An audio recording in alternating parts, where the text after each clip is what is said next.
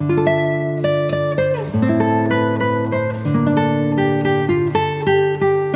Guys, welcome back to my channel. So guys, आज मैं आपके लिए लेके आया हूँ put your head on my shoulder के एपिसोड 19 की एक्सप्लेनेशन। अगर आपने इससे पहले के एपिसोड नहीं देखे तो आप उन्हें हमारे चैनल पे जाके देख सकते हैं और साथ ही में मैं उन वीडियो के लिंक नीचे डिस्क्रिप्शन में भी दे दूंगा, तो आप उन्हें भी चेकआउट कर सकते हैं। और मैं आपको रैंडम सीन हटाकर मेन स्टोरी के हिसाब से एक्सप्लेन करूँ।